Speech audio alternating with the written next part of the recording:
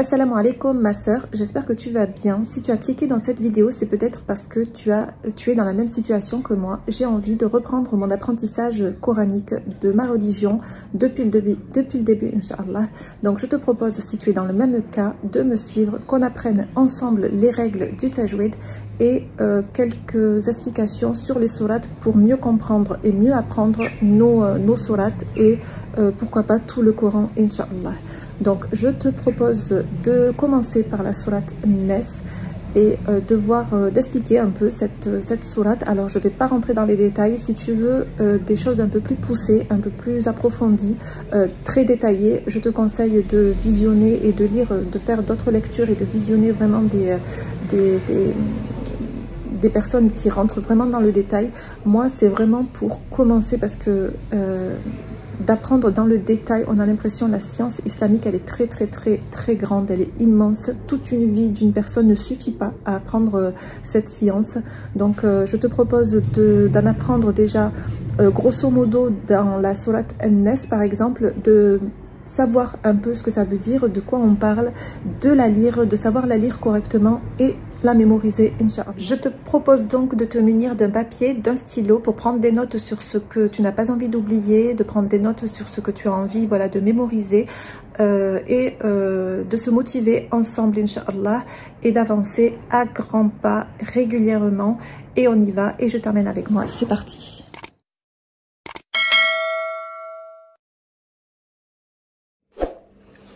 Donc ma soeur, ici nous allons commencer avec une explication très superficielle de Surat An-Nas. Donc je te conseille d'ouvrir ton Mushaf, ton Coran, dans la page où se situe cette sourate et de suivre, même si tu ne sais pas lire. Je te rappelle que nous allons petit à petit, voilà, apprendre à lire cette sourate, à comprendre, et le fait de la comprendre, tu arriveras mieux et tu seras plus motivé de la lire et de la mémoriser, Inch'Allah. C'est une sourate que il faut savoir qu'on récite avec sourate Al-Ikhlas et sourate Al-Falaq, et qui fait partie des Mu'awidat, c'est-à-dire des sourates de protection.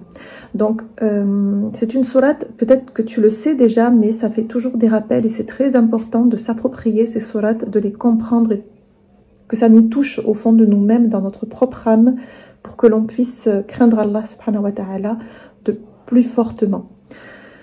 Donc cette sourate, dans les 3 premiers versets, on nous parle des attributs d'Allah subhanahu wa ta'ala. Donc je vais te les noter ici. Il s'agit de la Rububiyya. Donc la Rububiyya, c'est la seigneurie des hommes. Nous avons également dans le 2e verset la souveraineté avec Malikin Nas. Malikin Nas, c'est la souveraineté des hommes. Et nous avons le 3e attribut dans le 3e verset qui est la Ilahiyya, donc la divinité des hommes. Donc avec cette sourate, on nous informe que tout ce qui existe fait partie de sa création, lui appartient et lui est soumis. Il a donc ordonné à celui qui cherche protection contre le mal du mauvais conseiller furtif. Et le mauvais conseiller furtif, nous savons tous que c'est Shaitan. Donc que celui qui cherche protection contre le mal du mauvais conseiller furtif le fasse auprès de celui qui possède ses attributs, c'est-à-dire Allah subhanahu wa ta'ala.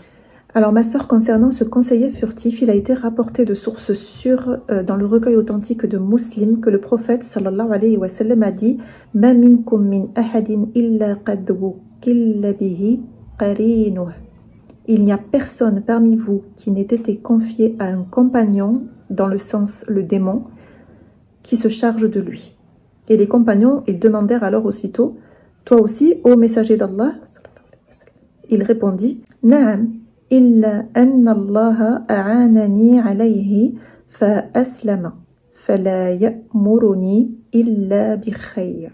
Et ici nous avons un hadith qui vient nous expliquer comment Shaitan s'y prend. Donc d'après Al-Bukhari et Muslim, qui rapportent également dans leur recueil authentique, d'après Anas radiallahu anhu, que Safiya, l'épouse de Muhammad sallallahu alayhi wa sallam, rendit visite au prophète sallallahu alayhi wa sallam alors qu'il était en retraite dans la mosquée. Au cours de la nuit, le prophète sallallahu alayhi wa sallam quitta la mosquée pour la raccompagner chez elle, et 2 hommes des Ansar le rencontrèrent sur le chemin, puis, à la vue du prophète sallallahu alayhi wa sallam, ils pressèrent le pas.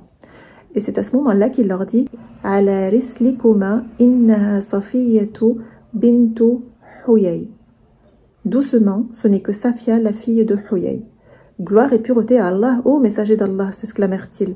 Et le prophète sallallahu alayhi wa sallam dit alors: Inna shaytana yajri min ibni adama majra dam wa inni khashitu an yaqdhiru. Non.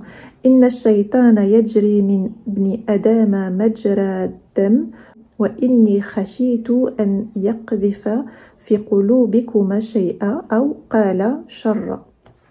Satan s'insinue chez l'homme comme le sang circule dans son corps et j'ai craint qu'il ne vous suggère quelque chose ou quelques mauvaises pensées. Donc ici, ma sœur, on a bien compris que le shaitan circulait dans nos veines, qu'il était en permanence avec nous et que si on voulait rechercher refuge auprès de quelqu'un, il fallait absolument rechercher refuge auprès d'Allah subhanahu wa ta'ala, qui est notre Seigneur, notre Créateur et notre divinité. Je te propose maintenant de passer à la lecture de cette sourate avec quelques règles de tajwid. Yalla. Tu répètes après moi. D'accord. أعوذ بالله من الشيطان الرجيم. Bismillah. C'est quoi là? Tu répètes. أعوذ بالله من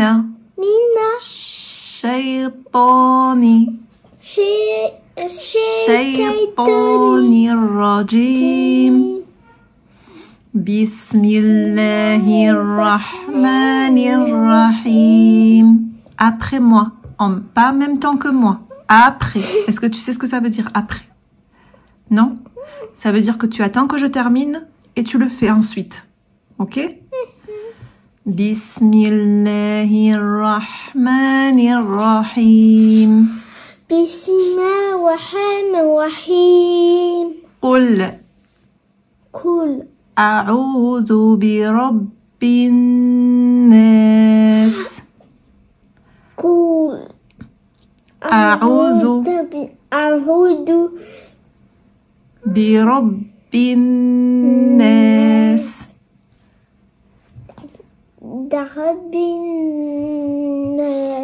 ملك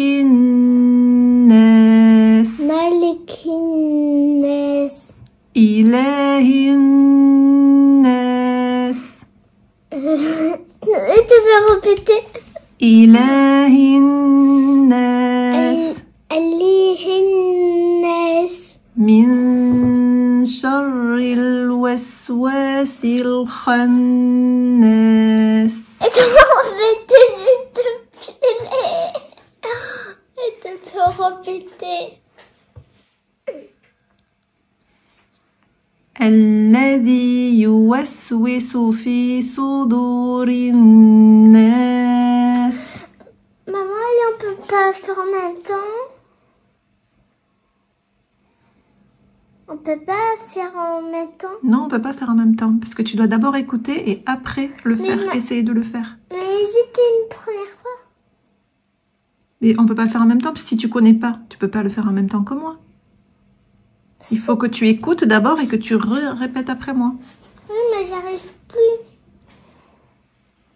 En fait, tu veux en même temps parce que comme moi, c'est comme ça, c'est moi qui fais tout, qui dis tout. Et toi, juste tu dis la fin ou le début, c'est ça? Non. Hey. Non.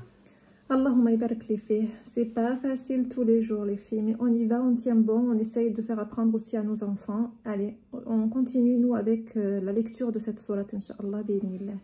C'est parti.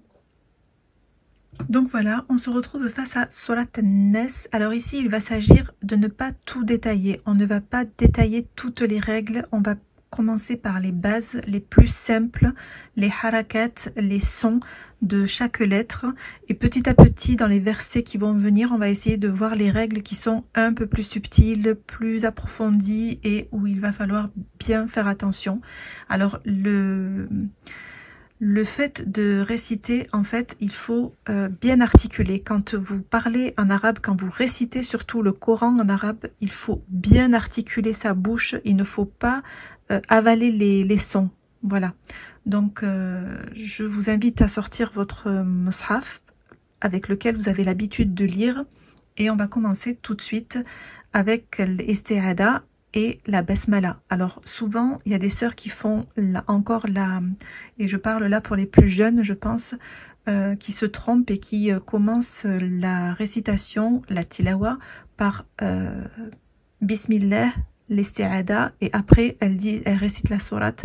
Non, on recherche protection auprès d'Allah, l'isti'ada. A'udhu billahi minash shaytanir rajim.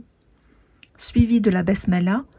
Bismillahirrahmanirrahim. Et après on récite sa sourate. Ok, donc là on est avec sourate An-Nas. Donc même si vous la connaissez, je pense que beaucoup la connaissent parce que c'est avec celle-ci aussi qu'on prie souvent. Donc voilà, je vous invite quand même à reprendre, à faire des rappels comme ça à vous. Parce que des fois, à force de réciter la même chose sans revenir sur la règle ou sans la relire même, des fois, on a l'impression qu'on a tout bon, mais en fait, il suffit d'un petit son qu'on fait par erreur et ça déforme toute la sourate, ou tout le verset du moins, ou le mot. Donc voilà, on commence tout de suite avec A'udhu billahi minash shaytanir rajim. Bismillahirrahmanirrahim. Qul. Le premier mot, Qul, le qaf que vous voyez là, donc. Qul est positionné sur le qaf une damma. La petite boucle que vous voyez là, c'est une damma et elle donne le son ou. Et quand vous prononcez le qaf, avant de le prononcer, avant de sortir le son de votre gorge, vous placez votre bouche en forme de rond, comme si vous alliez dire ou, et vous allez chercher le son au fond de la gorge. Donc vous préparez votre gorge, normalement elle se resserre et vous sortez votre qaf et vous allez le chercher bien au fond, mais avec le son ou. Et vous avez déjà la forme de la bouche positionnée en forme de ou, bien avant que le son sorte.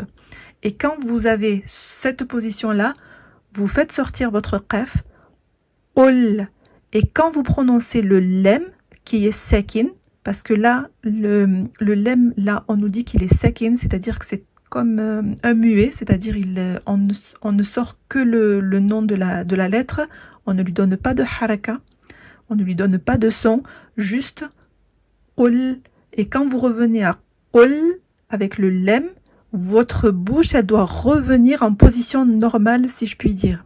Donc, vous commencez par la bouche arrondie avec le qaf et damma et vous revenez avec le lem. Une fois que vous avez prononcé le lem, ol, votre bouche, normalement, elle doit revenir à la position normale. Donc, ol. A'udhu, a'udhu. Donc là, on a un alif avec une fatha qui donne le son A.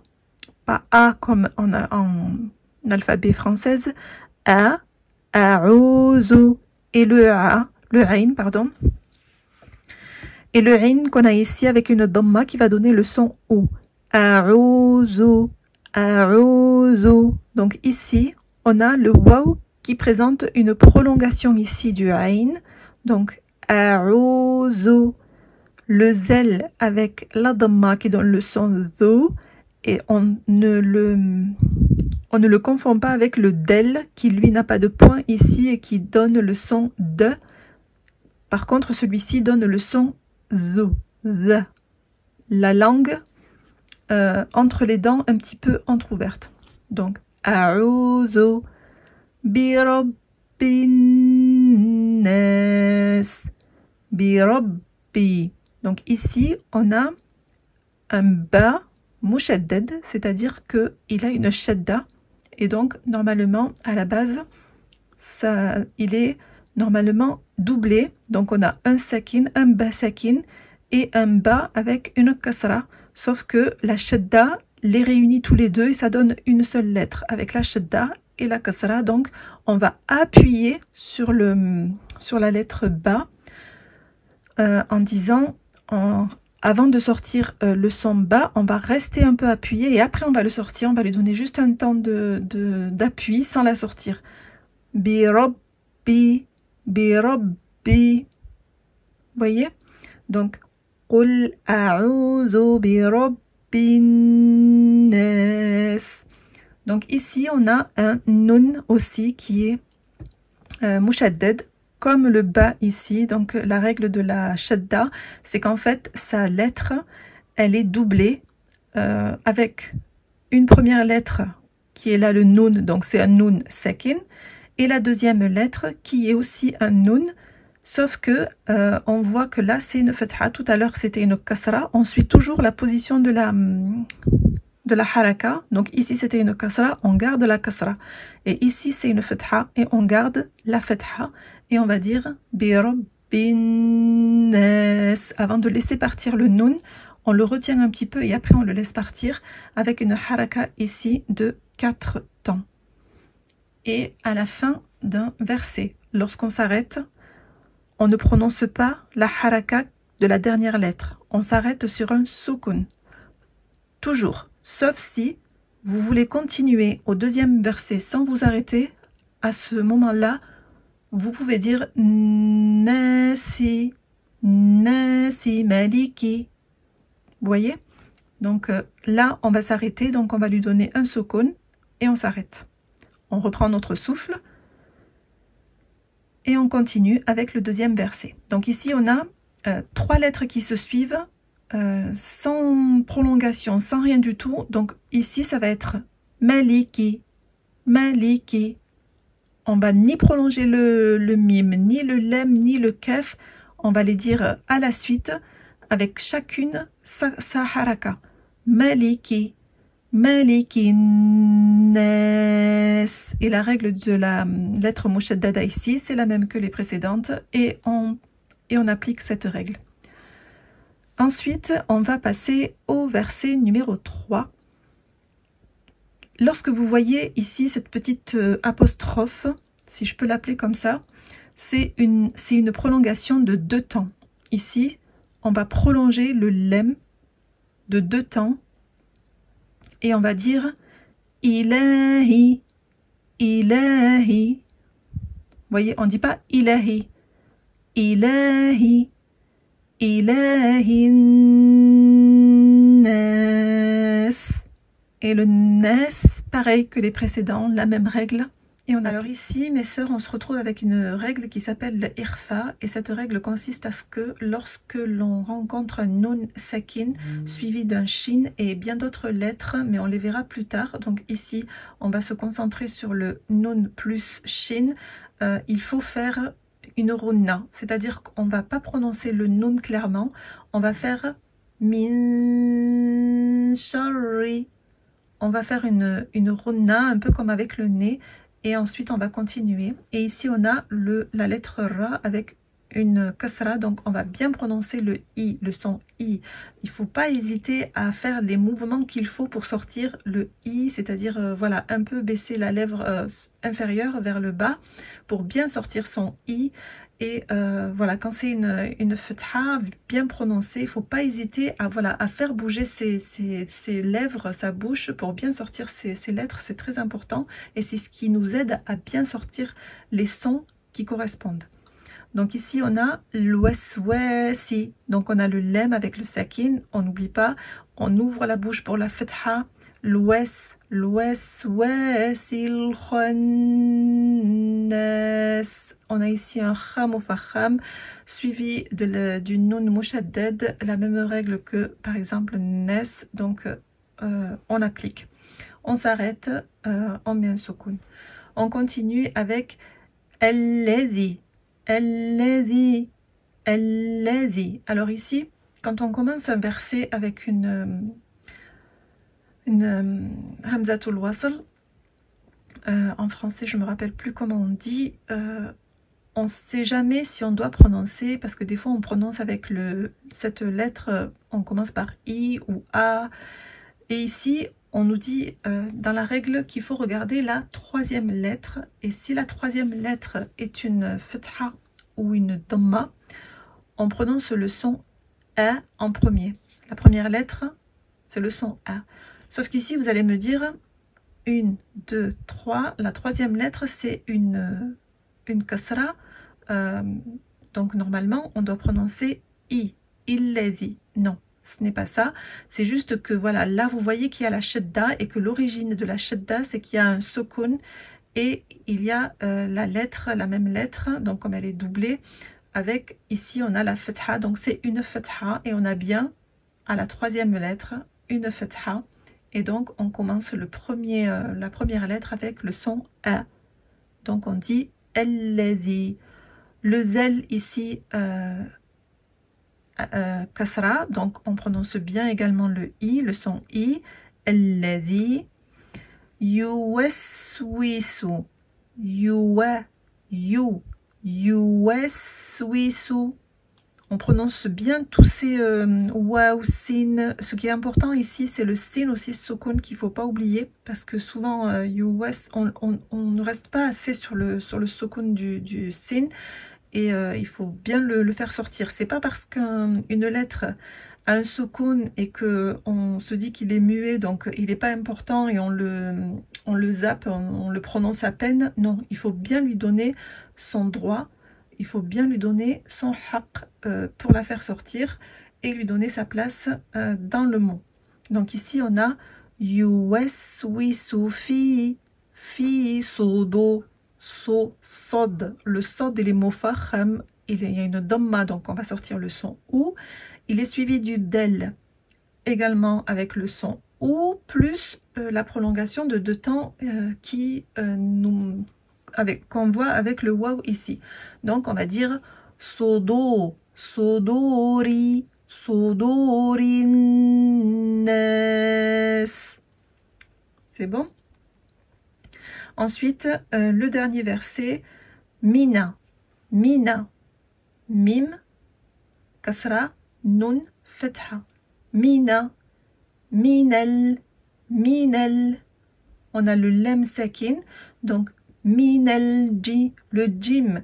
Le jim, c'est comme si quand on le prononce, il faut mettre un D et un J à côté et le prononcer de cette manière pour que ce soit plus facile, on n'oublie pas. Vous ne dites pas juste minel ji, minel jin. Non, minel ji, minel jinnati, minel jinnati